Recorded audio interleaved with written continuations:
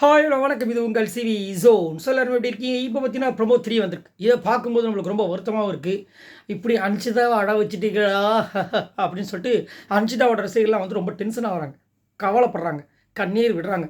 ஏன் அப்படி என்ன ஆச்சுன்னா, மிஸ் அண்டர்ஸ்டாண்டிங் அப்படின்ற ஒரு விஷயம் தான் இங்கே வந்து வந்திருக்கோம். இல்லைனா விஷால் அவர்கள் ஒரு வேலை பார்த்துட்டவர். ஏன்னா விஷாலுக்கு பார்த்தீங்கன்னா பெண்கள்கிட்ட பேசுகிறது ரொம்ப பிடிக்கும். அதுவும் வந்துட்டு யாராவது வந்துட்டு அவங்ககிட்ட வந்து ப்ரொப்போஸ் பண்ண மாதிரி நடிகன்னு சொன்னால் அப்படியே ஓடி போய் அதை பர்ஃபார்மன்ஸ் பண்ணிட்டு தான் வெளியே வருவார்.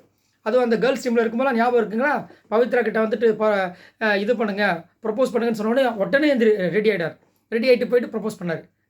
அப்போ தான் வந்து தர்ஷிகாவுக்கு வந்துச்சான்னு தெரியல. ஏன்னா அந்த டைமில் வந்து தர்ஷிகா எதுவுமே மைண்ட் பண்ணல, அவங்க பாட்டு ஜாலியாக தான் இருந்தாங்க. அந்த டைம் வரைக்கும் பவித்ரா அப்படி தான் சொல்லி வச்சு கிண்டல் பண்ணிட்டு இருந்தாங்க. எப்போ இவங்க 2 பேருக்குள்ள உருவானதுன்னே தெரில.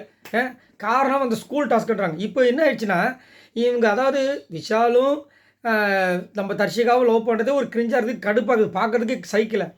இதில் இன்னொரு ஆளை சேர்க்குறாங்க. இதை யார் சேர்க்குறது? நம்ம விஷால்.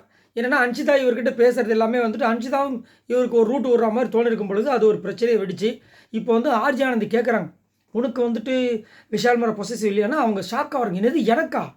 நான் எதுக்கு அவன் மேலே பொசசிவ் ஆகணும்? எனக்கு என்னக்கா இருக்குது இங்கே? நான் ஏற்கனவே ஒரு ஃப்ரெண்ட்ஷிப்பால் தான் இங்கே இந்த மாதிரி ஒரு நிலைமையில் இருக்கேன். எவ்வளோ வருத்தத்தில் கஷ்டத்தை நான் அனுபவிச்சிருக்கேன் லைஃப்பில் உங்களுக்கு எல்லாருக்கும் தெரியும். அப்புறம் எதுக்கு எனக்கு அவன் ஃப்ரெண்டாக கூட எனக்கு வேணாம். அம்மா மேலே சத்தியமாக இல்லைன்றாங்க. அம்மா மேலே சத்தியமாக இந்த வீட்டுக்குள்ளே எனக்கு அது மாதிரி பாண்டிங்கே கிடையாது அப்படின்னா இவங்க என்ன சொல்கிறாங்க, இல்லை அவன் வந்து அந்த மாதிரி பார்க்கலையாம், அதே மாதிரி அவனுக்கு அது பிடிச்சிருக்கு, அவனால் அதை ஸ்டாப் பண்ண முடியல அப்படி சொல்கிறாங்கன்னா அது எனக்கு தேவையில்லாத விஷயம். இதையும் என்கிட்ட சொல்கிறீங்க?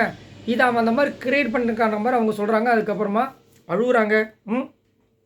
இந்த மாதிரி சொன்னதுக்கப்புறம் பவித்ரா என்ன சொல்கிறாங்கன்னா, இதை அப்போ வந்துட்டு நீங்கள் 2 பேரும் சேர்ந்து பேசிக்கோங்க, ஏன்னா பப்ளிக்காக வந்துச்சுன்னா ரொம்ப அசிங்கமாக போயிடும் அப்படின்ற மாதிரி ஒரு நல்ல விஷயம் சொல்கிறாங்க.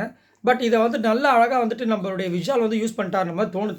ஏன்னா விஜய் விஷால் வந்து ஏதோ ஒரு கான்ட்ரவர்சி ஏற்படுத்தணும்னு நினச்சி பண்ணுறாரா, இல்லை என்ன எதுக்காக இந்த மாதிரி வெடிக்கிறதே தெரில.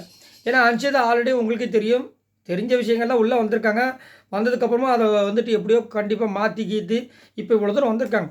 பட் திரும்பவும் அவங்கள வந்துட்டு இந்த மாதிரி அட்டாக் பண்ணுறது எந்த விதத்தில் நியாயன்றது எனக்கு புரியல. சரி, உங்களுக்கு என்ன தோணுது?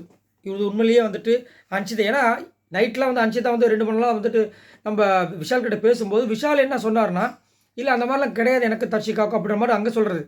ஆனால் இங்கே வந்துட்டு நீ ஏன் அன்ஷிதா மூலமாக நீ அதை தெரியப்படுத்துகிற, நீ என்கிட்டயே பேசலாமே அப்படின்ற மாதிரி இவர் டபுள் மாறிட்டு இருந்தார். ஸோ இப்போ இந்த மாதிரி வெடிச்சிருக்கு. ஸோ உங்களோட கருத்துக்களை சொல்லுங்கள். மறக்காமல் இந்த வீடியோக்கு லைக் தட்டி விடுங்க.